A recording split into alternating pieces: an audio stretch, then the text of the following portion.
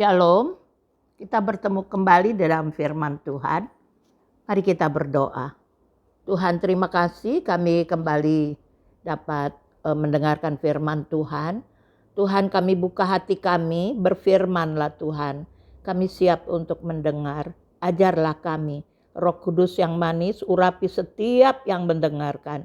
Juga urapi hambamu, supaya hambamu mampu menyampaikan isi hatimu. Terima kasih Tuhan, haleluya, amin. Tema kita pada saat ini adalah belajar dari kehidupan Yosua. Saudaraku, Yosua dalam bahasa Ibrani itu Yehoshua, artinya Tuhan adalah keselamatanku. Dalam bahasa Yunani Yesus, dan nama sebenarnya dari Yosua adalah Hosea. Kalau kita baca di Bilangan 13 ayat 6, Hosea bin Nun itu yang dikirim untuk salah satu 12 pengintai dari suku Efraim. Dan dia menjadi hamba Musa. Saudaraku, dia banyak belajar dari Musa. Dan Musa lah yang memanggil dia Yosua. Dan dia terus mengikuti Musa dan dia dibentuk dengan mengikuti Musa. Kita baca Yosua 1, kita belajar dari kehidupan Yosua. Yosua 1 ayat 1 dan 2, kemudian ayat 7 dan 8. Sesudah Musa hamba Tuhan itu mati, berfirmanlah Tuhan kepada Yosua bin Nun, abdi Musa itu, demikian, hambaku Musa telah mati, sebab itu bersiaplah sekarang, seberangilah sungai Yordan ini, engkau dan seluruh bangsa ini, menuju negeri yang akan kuberikan kepada mereka, kepada orang Israel itu. Lalu ayat 7 dan 8. Hanya kuatkan dan teguhkanlah hatimu dengan sungguh-sungguh.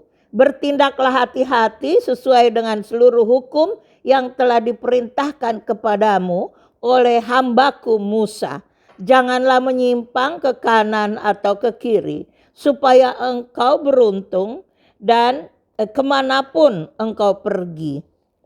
Janganlah engkau lupa memperkatakan kitab Taurat ini, tetapi renungkanlah itu siang dan malam, supaya engkau bertindak hati-hati sesuai dengan segala yang tertulis di dalamnya. Sebab dengan demikian perjalananmu akan berhasil dan engkau akan beruntung. Nah, saudaraku, kalau kita lihat Joshua mendapat perintah dari Tuhan karena Musa telah mati dan Tuhan memberi perintah kepada Joshua. Yang pertama dikatakan bahwa, kalau kita lihat, dikatakan bahwa hambaku Musa telah mati, sebab itu bersiaplah sekarang. Yang pertama, Tuhan minta supaya Joshua mengadakan persiapan. Nah, persiapan yang Joshua lakukan pertama-tama adalah persiapan dirinya. Saudaraku, kita tahu dia belajar dari Musa sampai Tuhan berkata bahwa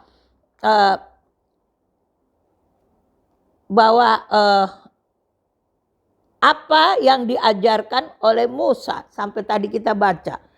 Jadi yang pertama adalah bahwa Joshua harus menguatkan dan meneguhkan hatinya. Tidak boleh kecut, tidak boleh tawar hati. Saudaraku, dia memimpin bangsa Israel yang benar-benar pemberontak dan selalu melawan dan macam-macam terjadi. Dan itu dia melihat dengan mata kepala sendiri. Lalu dia harus menguatkan dan meneguhkan hatinya dengan sungguh-sungguh. Dia tidak boleh kecut, tidak boleh tawar hati. Dia tidak boleh bimbang, dia tidak boleh ragu-ragu, dia tidak boleh memiliki iman yang lemah. Yang kedua, dikatakan bahwa dia harus bertindak hati-hati sesuai dengan hukum Tuhan. Yang ketiga, Dia tidak boleh menyimpang ke kiri atau ke kanan. Dia harus ikut semua perintah Tuhan. Lalu yang keempat, dia harus memperkatakan kitab Taurat ini, firman Tuhan ini, siang dan malam. Dia harus merenungkan isi kitab siang dan malam. Itu yang kelima. Dan dikatakan oleh Tuhan bahwa jika engkau lakukan, engkau akan beruntung dan perjalananmu akan berhasil. Saudaraku, ini juga berlaku untuk kita. Saudaraku, kita yang ikut Tuhan, kita harus mempersiapkan diri kita untuk ikut Tuhan. Dengan kita melakukan, bertindak hati-hati, menguatkan, meneguhkan hati kita, punya iman yang teguh, lalu memperkatakan kitab Taurat, merenungkan siang dan malam, bertindak hati-hati sesuai dengan firman Tuhan. Saudaraku, kalau kita lihat bahwa kita harus memiliki hubungan yang intim dengan Tuhan untuk bisa melakukan ini. Harus mempunyai hubungan yang akrab dengan Tuhan. Lalu persiapan yang kedua yang dilakukan atas perintah Tuhan. Yang pertama ini kita tidak baca bahwa Tuhan memerintahkan.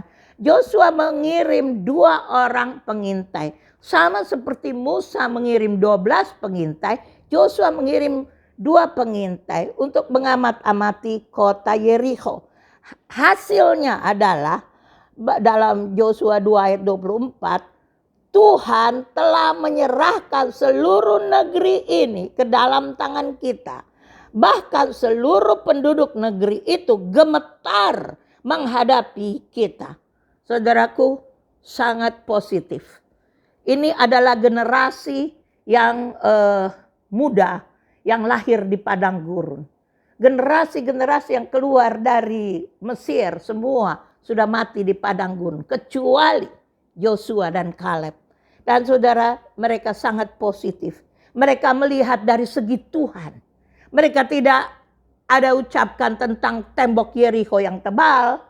Tentang bagaimana pertahanan-pertahanan di Yerikho. Tetapi mereka melihat Tuhan telah menyerahkan kota ini. Dan orang-orangnya gemetar terhadap kita. Saudaraku, kalau dulu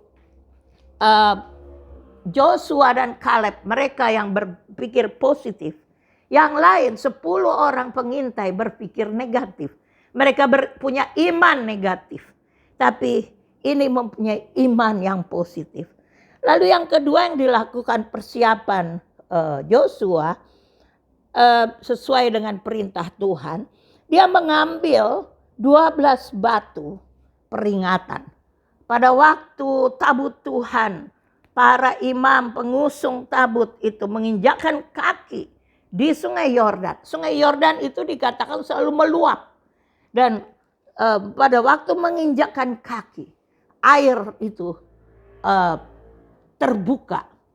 Sehingga kering tempat untuk Israel dapat melewatinya.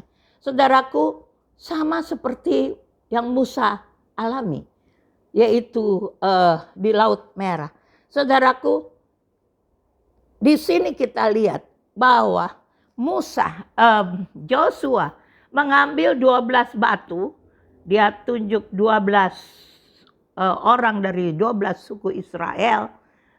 Mengangkat batu dan menaruhnya di tempat kering. Kemudian ada batu yang ditaruh juga di tempat pijakan kaki daripada imam-imam pengusung tabut. Saudaraku, batu peringatan ini untuk mengingat perbuatan-perbuatan Tuhan yang besar. Kitab Mazmur banyak menceritakan bahwa kita harus memperkatakan perbuatan-perbuatan Tuhan yang besar. Kita harus mengingat perbuatan-perbuatan Tuhan yang besar. Itu sebabnya Joshua mendirikan batu peringatan. Supaya generasi yang akan datang melihat bahwa Tuhan melakukan mujizat untuk membelah Sungai Yordan. Dan saudaraku, kalau kita baca di dalam Yosua 4 ayat 21 sampai 24. Yosua 4 ayat 21 sampai 24.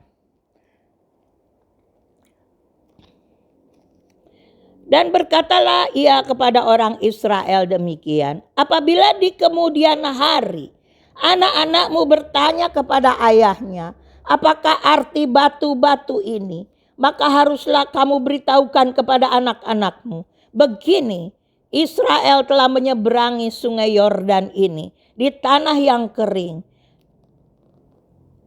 Sebab Tuhan Allahmu telah mengeringkan di depan kamu air sungai Yordan, sampai kamu dapat menyeberang seperti yang telah dilakukan Tuhan Allahmu dengan laut Tiberau yang telah dikeringkannya di depan kita, sampai kita dapat menyeberang. Supaya semua bangsa di bumi tahu bahwa kuat tangan Tuhan, dan supaya mereka selalu takut kepada Tuhan Allahmu. Saudaraku, perhatikan bahwa supaya semua bangsa di bumi tahu bahwa kuat tangan Tuhan, supaya mereka selalu takut kepada Tuhan Allahmu. Saudaraku, sebab itu kita harus belajar. Kita melihat kembali semua peristiwa-peristiwa di dalam Alkitab ini. Dan kita merenungkan bagaimana dahsyatnya Tuhan kita itu. Dia mengatasi segala sesuatu. Dia yang tertinggi, termulia, besar kekuasaannya, dahsyat. Dan saudaraku, kalau kita lihat lagi, apakah kita tahu bahwa Tuhan, tangan Tuhan begitu kuat, perkasa? Apakah kita tahu dan kita alami? Saudaraku, karena itulah tujuan batu peringatan itu. Lalu yang ketiga yang dibuat Yosua, penyunatan massal. Mereka tiba di Gilgal setelah menyeberangi Yordan. Lalu orang-orang yang hadir waktu itu semua lahir di padang gurun dan mereka belum disunat. Orang-orang yang dari Mesir itu semua mati di padang gurun. Sehingga Yosua harus melakukan hal-hal rohani lebih dahulu. Yosua melaksanakan penyunatan massal atas perintah Tuhan. Saudaraku, Yosua taat. Padahal Yosua kalau dia lakukan penyunatan massal, seluruh Israel itu sakit. Dan waktu kesakitan itu, saudaraku, pernah terjadi di Sikem, yaitu bangsa Hewi, yang pada waktu Dina dilarikan dan diperkosa. Lalu kemudian Lewi dan Simeon, mereka Sikem mau menyatu dengan Israel, dan mereka berkata harus disunat dulu. Waktu disunat, seluruh bangsa itu disunat, mereka membunuh semuanya. Saudaraku, peristiwa itu terjadi sebelumnya. Yosua pasti tahu, tapi Yosua lebih memilih untuk mengikuti Tuhan daripada mengikuti pikiran-pikiran yang lain, daripada berpikir yang lain. Yosua melaksanakan perintah Tuhan, mengadakan penyunatan massal. Seluruh Israel laki-laki disunat. Dan saudaraku, sunat adalah tanda yang tanda mengenai perjanjian Allah dengan Abraham dan keturunannya, yaitu dengan tanda sunat. Dan saudaraku, untuk kita harus ada sunat hati. Sunat hati adalah menanggalkan semua sifat-sifat manusia lama. Kita harus tanggalkan Semua karakter-karakter dunia harus ditanggalkan. Kedagingan harus ditanggalkan. Saudaraku, itulah persiapan yang harusnya kita lakukan. Lalu kemudian yang keempat, Joshua Israel mengadakan perayaan Paskah. Mereka masih di Gilgal. Mereka bersyukur. Mereka mengadakan pengucapan syukur, merayakan Paskah. Paskah yang pertama setelah mereka selesai dari padang gurun. Saudaraku, Joshua sangat taat kepada firman Tuhan. Karena dia ikut, engkau tidak boleh menyimpang ke kiri atau ke kanan. Saudaraku, persiapan-persiapan yang Joshua lakukan adalah persiapan rohani. Padahal mereka akan berperang. Tapi Alkitab tidak mengatakan ada persiapan jasmani. Tetapi persiapan rohani. Dan saudaraku, itu sebabnya Allah memberkati semua perjalanan Joshua. Yang kedua, yang kita dapat belajar dari Joshua. Joshua melakukan komunikasi dua arah dengan Tuhan. Saudaraku, itu sejak masa mudanya dia sudah dekat dengan Tuhan. Kita bisa baca di dalam Keluaran 33 ayat 11. Keluaran 33 ayat 11.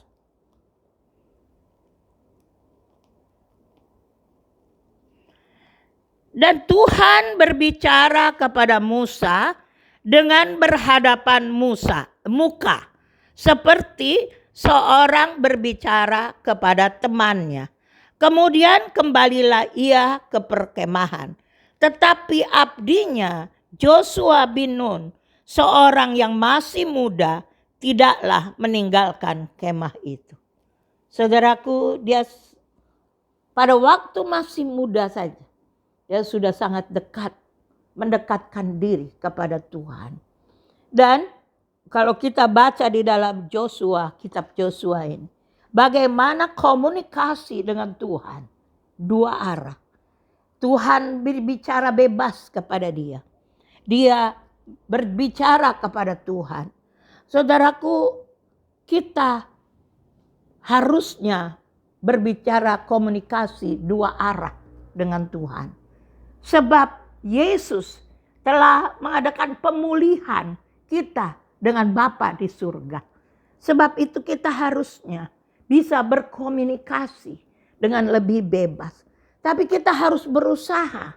Dan saudaraku, Tuhan berfirman langsung kepada Yosua.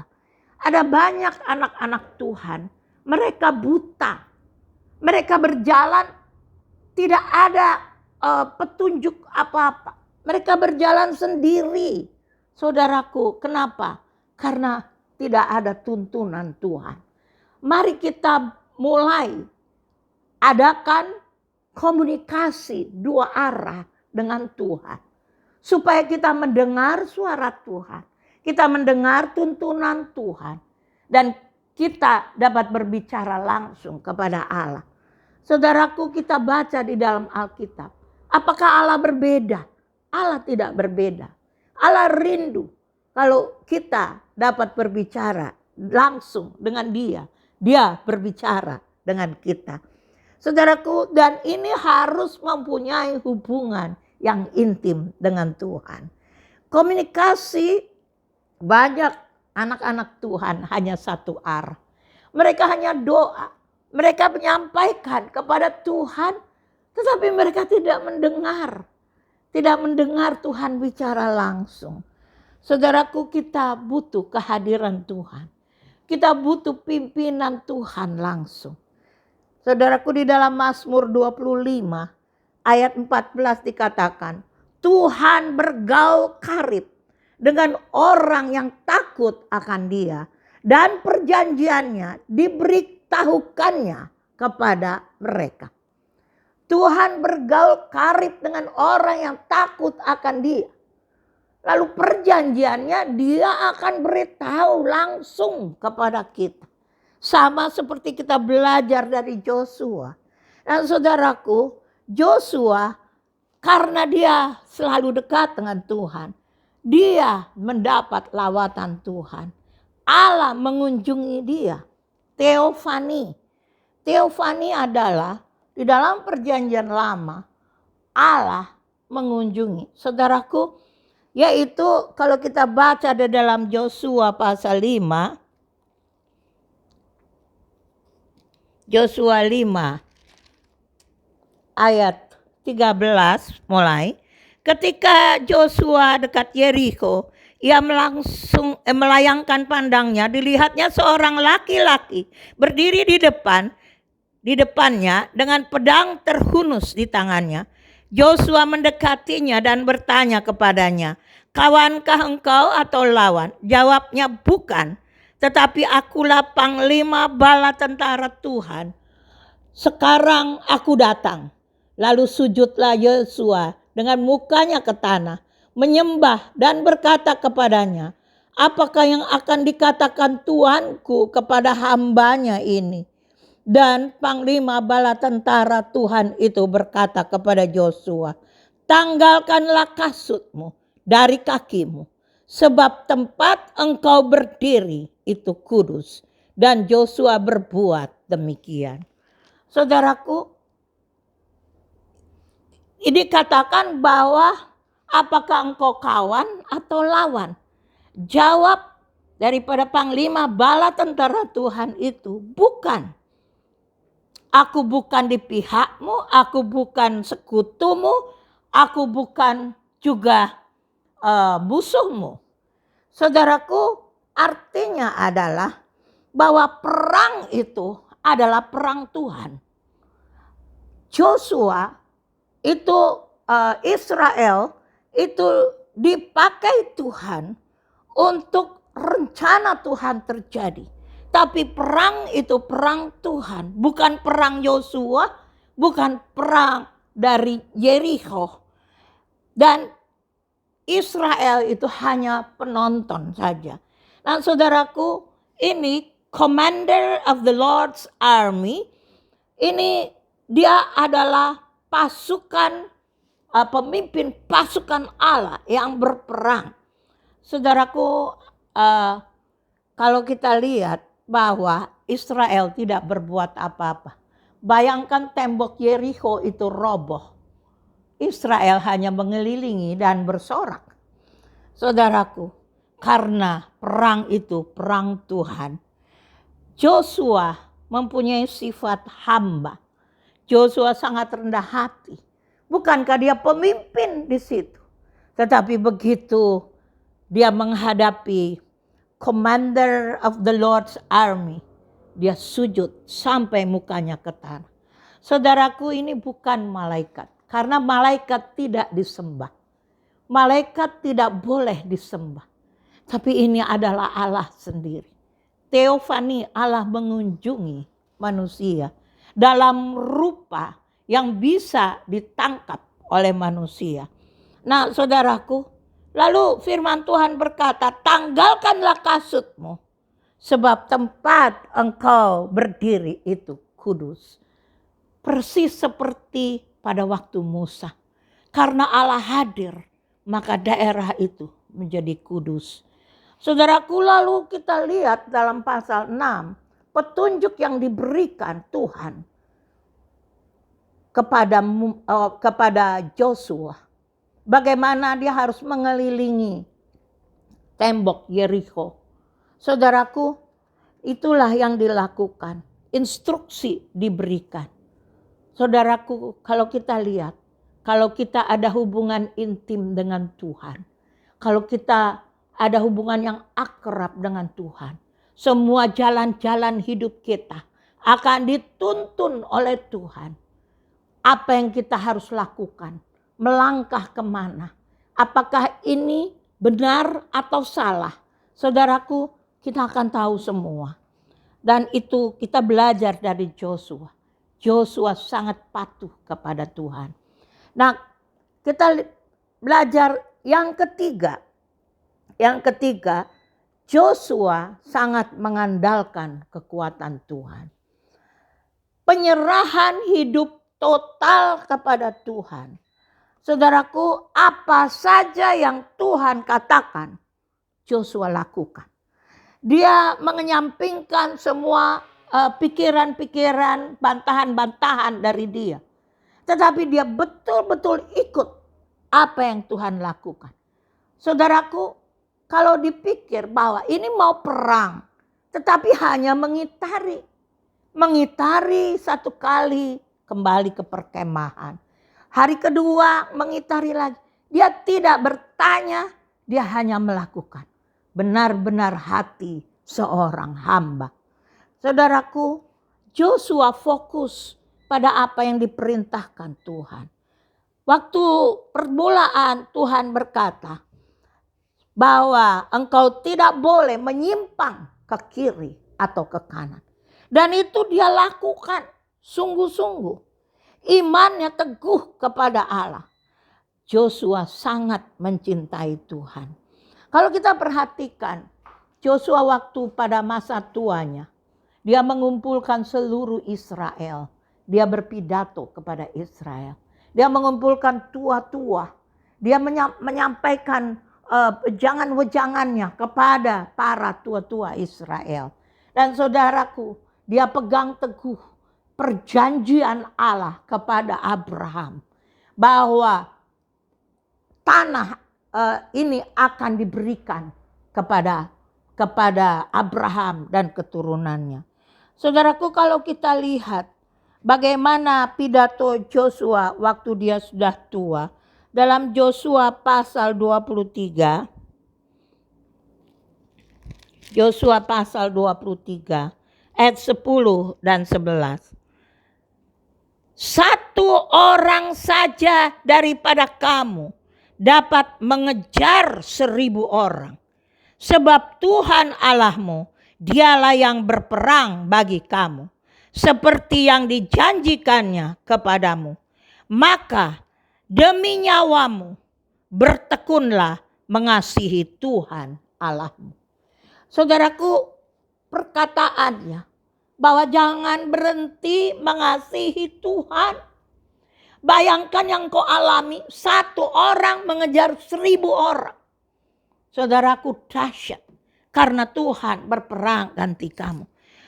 Bertekunlah dalam mengasihi Tuhan Allahmu. Bertekun dalam bahasa Ibrani samar, yang artinya orang yang sangat hati-hati memeriksa diri apakah cinta Tuhan atau tidak. Benar-benar periksa. Kadang-kadang kita begitu gampang berkata, aku cinta Tuhan. Tuhan, aku mencintai Engkau. Tapi ini samar artinya bahwa sangat hati-hati memeriksa diri apakah aku benar-benar cinta Tuhan. Itu dikatakan oleh Joshua kepada Israel. Biar engkau lakukan itu. Samar. Apakah engkau mencintai Tuhan? Saudaraku, ini kita belajar dari Joshua. Satu pribadi yang hanya mengagungkan Tuhan. Hanya menurut perkataan Tuhan. Dia mempunyai hati hamba. Yang kita pelajari adalah dia taat melakukan firman Tuhan. Dia tidak menyimpang ke kiri atau ke kanan. Dia punya hati hamba. Dia rendah hati. Dia sangat mencintai Tuhan. Hubungannya intim dengan Tuhan dari masa mudanya. Dan penyerahannya secara total. Sehingga dia mengandalkan Tuhan di dalam seluruh kehidupan. Israel sangat dekat kepada Tuhan pada waktu zaman Joshua. Tetapi setelah Joshua mati, zaman hakim-hakim, dikatakan Israel berbuat sekehendak hatinya. Apa yang mereka mau buat, mereka buat. Mereka menyembah berhala-berhala. Saudaraku, kita belajar dari Joshua hari ini. Bahwa mari kita dekat dengan Tuhan. Mari kita merenungkan firman Tuhan. Jangan sampai kita melencong ke kiri atau ke kanan. Tapi biar punya hati hamba. Haleluya. Amin. Kita berdoa. Terima kasih Tuhan. Karena hari ini kami belajar bagaimana kami dapat berhasil dan beruntung apabila kami dekat dengan Tuhan. Apabila kami punya hubungan yang intim dengan Tuhan. Apabila kami mempunyai hati hamba. Apabila kami taat kepada Tuhan. Tuhan ajarlah kami. Supaya dalam perjalanan hidup kami ini. Kami betul-betul dapat melakukannya. Sehingga hati Tuhan disenangkan melihat kehidupan kami. Terima kasih Tuhan. Kami berdoa untuk bangsa dan negara kami Indonesia. Selamatkan bangsa kami. Tuhan beri hikmat kepada pemimpin-pemimpin bangsa kami.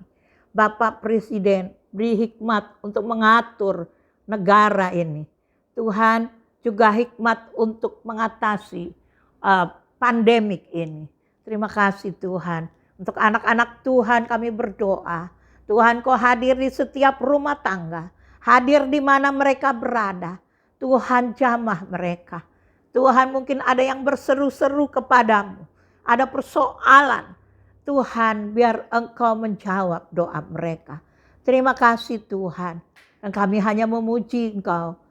Mengucap syukur atas apa yang Tuhan buat dalam hidup kami. Saudara-saudara dikasihi Tuhan, mari kita bangun berdiri.